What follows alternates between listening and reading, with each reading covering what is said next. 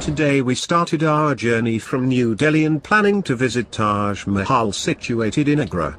After that we will visit Kosambi.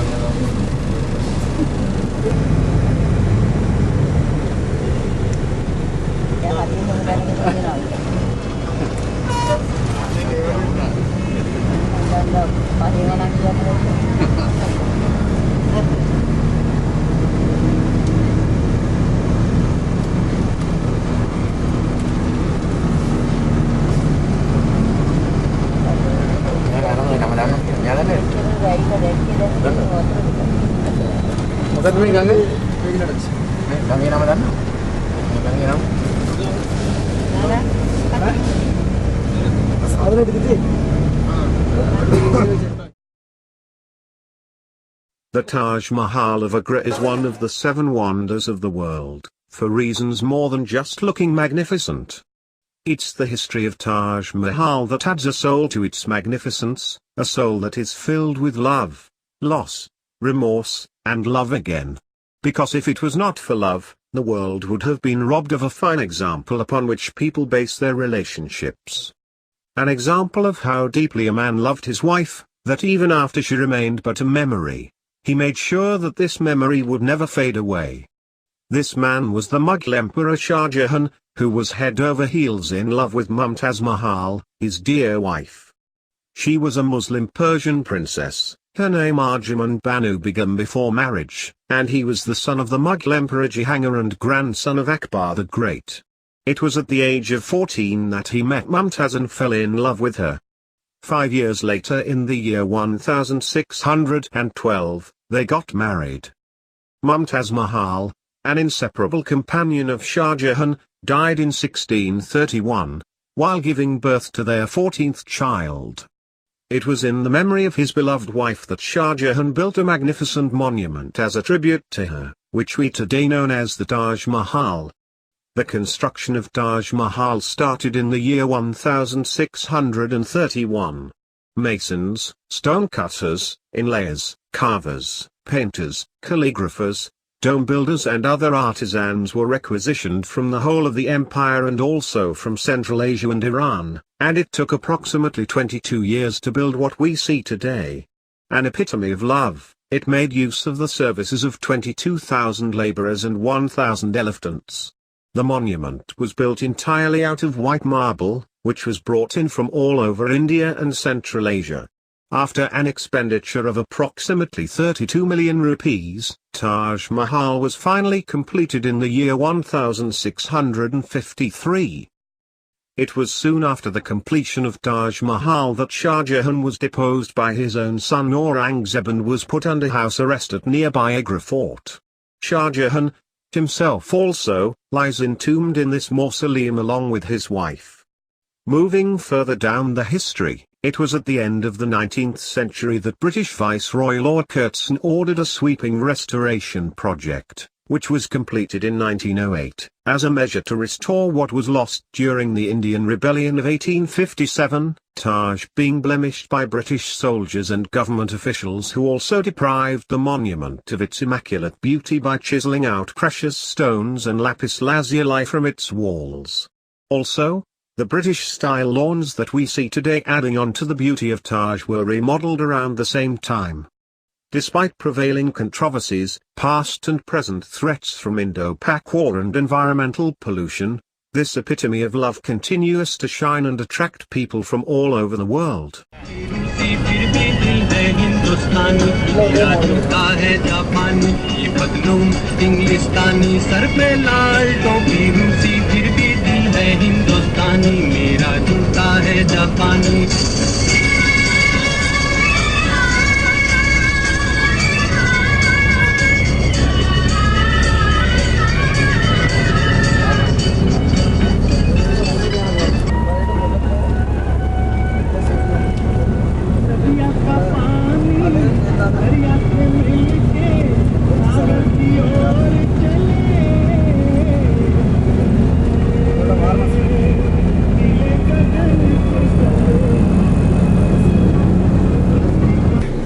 ඊළඟ අපේ කලා ශිල්ප වැඩි හරියක් අපේ සංගීත ශිල්ප උගත් අපිට ලැබුණේ උත්තර ಭಾರತೀಯ සංගීතය එහෙන් ඒ වගේ අපිට වාසි වගේම අපිට අවාසිත් තුන අපිට ලොකු ආක්‍රමණ වැඩි හරියක් තෝලමාග මේ ආක්‍රමණ ගොඩක් අපිට ඉන්දියාවෙන් ලැබුණා. ඉතින් අපි අසල්ලසියෙක් නිසා ඉතින් අපිට ඒ වාසි අවාසි සියල්ලම අපිට වින්දරා ගන්න වෙනවා. ඒක අතීතෙත් එහෙමයි වර්තමානෙත් තියෙනවා. මම හිතන්නේ දිගටත් ඒකේ තත්ත්වය එහෙම වෙවි.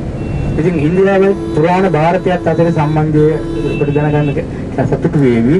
පුරාණ ಭಾರತය වශයෙන් සැලකන්නේ වර්තමාන ඉන්දියාව, බංග්ලාදේශය, පාකිස්තානය සහ නේපාලය කියන එම භූප්‍රදේශ වලට ආර්ථික කොටස. නමුත් ඒකට ලංකාව අයත් වෙලා නැහැ ඒ කාලේ. උදාහරණයක් වශයෙන් රාම කතාව ගත්තත්, රාමායන ගත්තත් අපි ඒ කාලේ අපේ රාවණ රජු ලංකාවේ ස්වාධීන පාලකයෙක් වශයෙන් හිටියේ. අපි ಭಾರತೀಯ කොටසක් වශයෙන් තිබ්බ බව කිසිම පොතපතක නම් වෙන්නේ නැහැ. ඒක උත්තරම ඒකෙම නාලිකා හදපහම පෙන්නනවා. වෙන අලුත් ක්‍රමෙට යනවා කියනවා. හොඳයි ඒක නේද? දවසේ වැරද්ද කියලා මොකද්ද ඒක පෙන්නනවා මේ. මොකක් හරි සේවයක. සාරණයිද මන් දන්නේ. දෙන්න පෙන්නනවා ඒක. සාරණයි කවුනා. දවසේ වැරද්ද. අන්න ජානේ දැන් ගන්න පුළුවන්.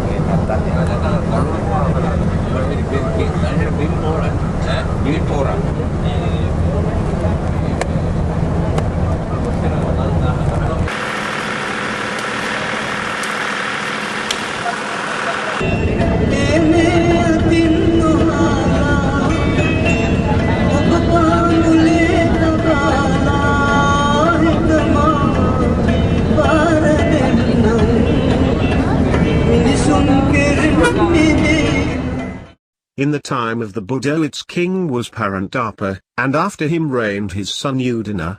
Kosambi was evidently a city of great importance at the time of the Buddha, for we find Ananda mentioning it as one of the places suitable for the Buddha's parinibbana. It was also the most important halt for traffic coming to Kosala and Magadha from the south and the west. The city was 30 leagues by river from Benares, modern-day Varanasi. We are told that the fish which swallowed Bakule travelled 30 leagues through the Yamuna, from Kosambi to Benares. The usual route from Rajagaha to Kosambi was up the river. This was the route taken by Ananda when he went with 500 others to inflict the higher punishment on Channa, though there seems to have been a land route passing through Anupiya and Kosambi to Rajagaha.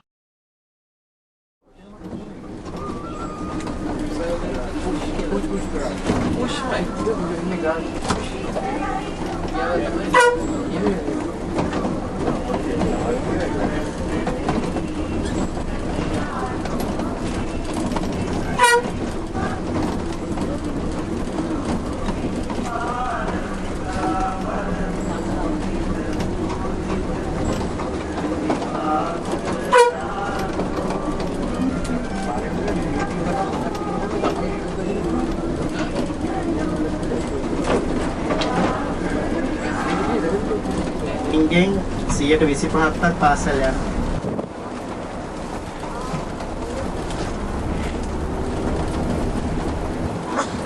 ඈත ඉදිරියෙන් පේන්නේ යමුනා ගඟ.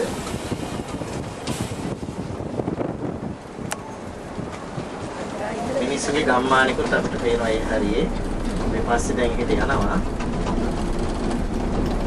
500කට පස්සේ තමයි මේ ප්‍රාකාරෙ මෙච්චර ඉතුරු වෙලා තියෙන්නේ. සමහරවිට ඒ කාලේ සෑහෙන ඉහළකට මේ බැම්ම වැදිලා තියෙන්න පුළුවන්.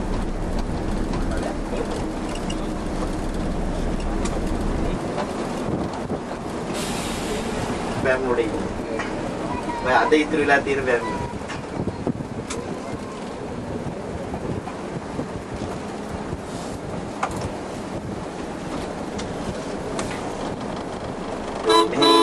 नगुलकुत देख गया පුළුවන් දැන් මේ බස් එකකින් බැහැම බස් එක पीछे लगाया जाओ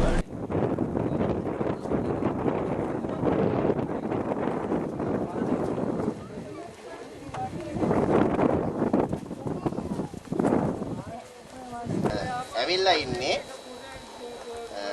වත්ස්‍ය රාජ්‍යයේ බුදුහාරේ කාලෙත් වුණු 12 මහා ජනපදවල වත්ස්‍ය රාජ්‍යයේ අගනුවර වුණු කොසබෑනුවරට බුදුහාමුදුරුවෝ බුදු වෙලා 9 වෙනි වර්ෂය වස්වැසුවේ මේ ස්ථානේ.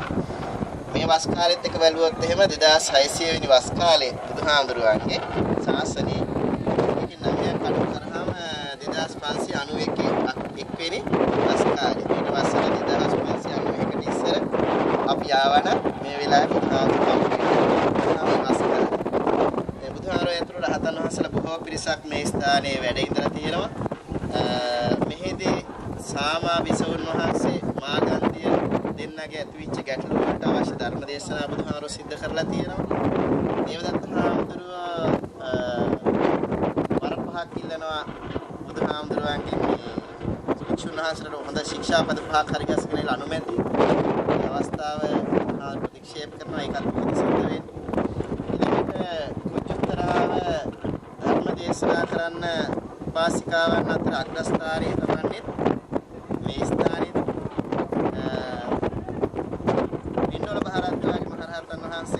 ආත්මයක් පන විශේෂ මේ ස්ථානේ වද්‍රවති පැතින්නට පිහිට වෙන්න බුදුහාමුදුරුවෝ උදේන් රජුරවන්ට උපදෙස් දෙන්නේ ඒත් මෙහෙදී කාලියක්ෂණී දමනය කරන්නේ මෙහෙදී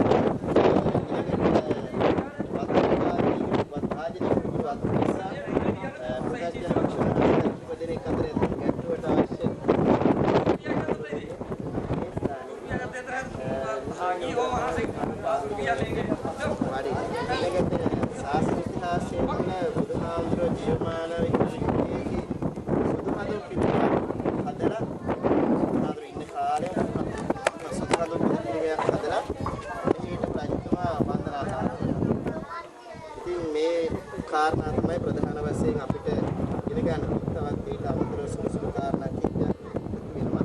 ඉතින් මම වෙන වෙනම මේක විස්තර කරලා දෙන්නම් අපිට කාලයක් තියෙනවා මේක දැනගන්න. මේ රාජ්‍යයේ මේ වත්සේ රාජ්‍ය සොළොස් මහා ජනපද වලින් ඉතාම දියුණු රාජ්‍යයන් කිහිපයෙන් එකක්. එතකොට ඒක දියුණු වෙන්න හේතු කිහිපයක් තියෙනවා. එකක් තමයි මේ රාජ්‍ය රජවරු 16 දෙනෙක් එක දිගට රාජකාම් කරලා තියෙනවා. ඒකට එක දිගට රාජකාම් කරපු නිසා රටේ සම්පත් ඔක්කොම මෙතනට එකතු වෙලා තියෙනවා. උගත්තු ධනවත් බලවත් ඔක්කොම මේ ප්‍රදේශේ ජීවත් වෙලා ඉන්නවා. ඊළඟට මේ යමුනා ගඟ මීට ආසන්නෙන් ගල් රාජධානී අයිනෙන් තමයි මේ නගරෙහි අග නගරෙහි අයිනෙන් නගරේ සීමා වෙන්නේ යමුනා ගඟට. ඒ නිසා යමුනා ගඟේ ප්‍රවාහන පහසුකම්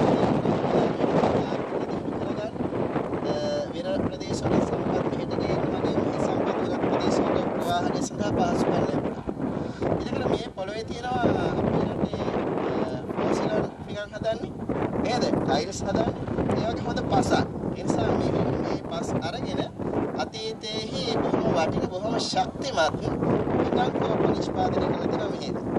අපිට දැනොත් මේ වසර දහස් ගාණක් පරණ පුංචි ඒ කාලේ තිබිච්ච භාජන වල කෑලි අපිට හොයන්න පුළුවන්. අදත් ඒව සයිමත් ඒවා පාට අදත් තියෙන විදිහට.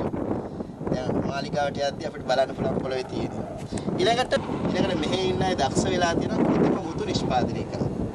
ඒතර කෘත්‍රිම මුතු නිෂ්පාදනය මේගොල්ලෝ මුදල් හොයලා තියෙනවා. ඊළඟට මේ ඒ රාජ්‍ය පරිපාලනයේ 16 වෙනි රජතුමා වෙන්නේ බුදුහාරේ කාලේ හිටපු උදේන රජතුමා.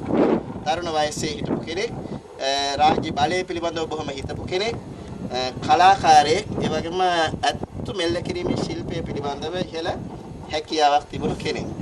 මෙයාගේ දක්ෂකමත් එක්ක මෙයා අවට රාජ්‍යොත් තමයි ග්‍රහණයට අල්ලගෙන ඒවැ තිබිච්ච සම්පතුත් මේ ස්ථානට අරන් ඇවිල්ලා තියෙනවා. ඒකට උදේන රජුරෝ ඉන්න කාලේ මෙහි හිටපු ධනවත්ම සිටුවරු අතරින් තුන් දෙනෙක් හිටියා බොහොම යාළුවෝ ഘോഷිත කුක්කුට පාවාරික කියලා. එතකොට ഘോഷිත සිටුවරයා කුක්කුට සිටුවා පාවාරික සිටුවරයා තුන් දෙනා ව්‍යාපාර කටයුතු වලට සවැත් නුවර ගිය වෙලාවක බුදුහාරෝ ජේතවනාරාමේ ඉන්න බව ආරංචි වෙලා මේගොල්ලෝ ගිහිල්ලා ධර්ම ශ්‍රවණය කරනවා. එහෙදි තමයි පළවෙනියෙන්ම බුදුහාමුදුරෝ ධම්ම සංඝරත්නයේ සරණ යන්නේ ඉතින්. ඉතින් ජේතවනාරාමේ එහෙම දැකලා ඇවිල්ලා ඒගොල්ලෝ තීරණය කරනවා අපි හම්බ කරගත්තු සම්පතේ යමක් බුදුහාමුදුරේ ශාසනය වෙනුවෙන් කරමු කියලා හිතලා ഘോഷිත සිටුවරයා හිටපු පොහොසත්ම සිටුවරයෙක්. එයා ඒ වෙනකොට නිරන්තරයෙන් දුගියන්ට දන්සලක් දෙමින් ඉඳලා තියෙනවා. ඉතින් එයා තමයි මේ ഘോഷිතාරාමේ හදන්නේ. අද මේ වෙනකොට ഘോഷිතාරාමේ ඉතුරු වෙලා තියෙන අත්තිවාරම් ටික තමයි මේ. දැනට මේ ෆොටෝ එතකොට මේ රජමාලිගාවේ ආරක්ෂක පවුර මේක ඉතින් අද ඉන්න ප්‍රමාණය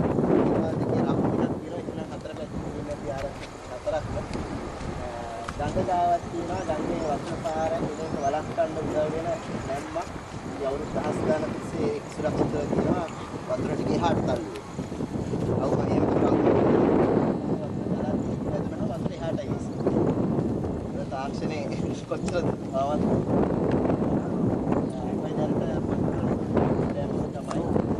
මේකේ ඇතුළේම තමයි මාගන්ධය 500ක් සාමයතුරු 500ක් අනිත් පැත්තෙන් වාසල දත්ත ඇතුළු පිරිසක් ඉඳලා තියෙනවා. මොකද පොතපතේ තියෙන සඳහන් තොරතුරු අනුව තියෙනවා රජුරුව සතියකට සැරයක් එක විශ්වාස ගාව ඉඳලා සතිය. ඒතර තුන් දෙනාම එහෙනම් එයාගේ පිරිසත් එක්ක මෙහි ඉඳලා තියෙනවා. රාජ සභා සේවකයෝ නේද? ගබඩා සියල්ලම මේක අස්සේ එතන තියෙන්නේ ඇති. අනිත් පැත්තෙන් මේ ඉදිරියේ පේන අපිට අද තනිකලා විදිහට මේ සියල්ලම රාජධානියේ අගරය නම් මාවත් සහ නේද මොකක්ද ගන්නවත්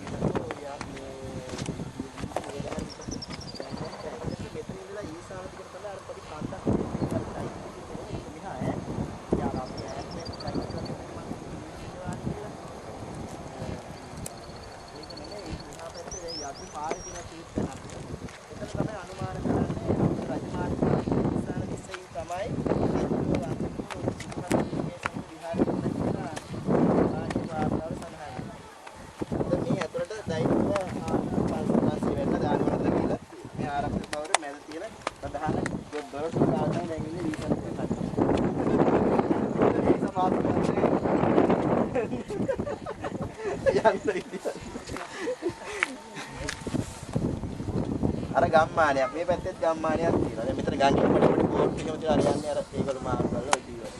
මේක ඉතින් අද වතුර යම් ප්‍රමාණයක තියෙනවා. ඔයිටත් වැඩිය වතුර වැඩි වෙනවා.